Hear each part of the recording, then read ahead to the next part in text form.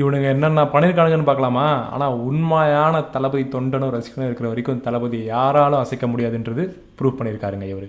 வாங்க வீடியோ பார்க்கலாம்.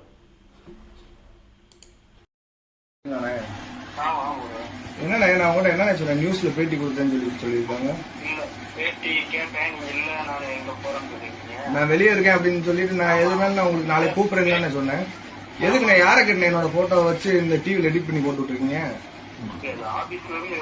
ஆனா ஆபீஸ்ல இருந்து உங்களுக்கு 1000 பிரச்சனை இருக்கும். என் பிரச்சனை என்னன்னு உங்களுக்கு தெரியுமா?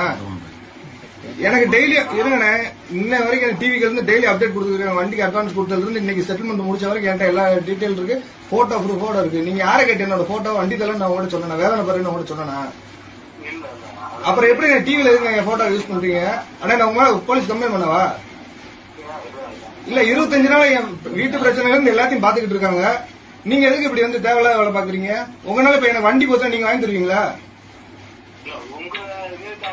ஆனா என் நல்லதுக்கு தானே அவங்க அன்னைக்கே பொறுப்பேற்றுக்கிட்டாங்க, பாத்து தரேன்னு சொல்லிட்டாங்க. சரின்ட்டு நானும் பொறுமையா போயிட்டு இருக்கேன். எனக்கு அந்த இதுல தேவையான விஷயங்கள் எல்லாமே நடந்துகிட்டு இருக்கு. நான் எல்லாமே அவங்க சொல்றபடி போயிட்டு இருக்கேன். எனக்கு வண்டி கரெக்டா வந்துருச்சு. நீங்க எதுக்கு ஆனா எனக்கு சப்போர்ட் பண்றதுல நீங்க புதுசா ஒரு கார் வாங்கிட்டு வந்து கொடுத்துருக்கணும். இல்லாட்டி 25 நாள் என் வீட்டுக்கு சாப்பாட்டுக்கு என்ன பண்ணப்பா வந்து கேட்டு வந்து வாங்கி கொடுத்துருக்கணுங்களா?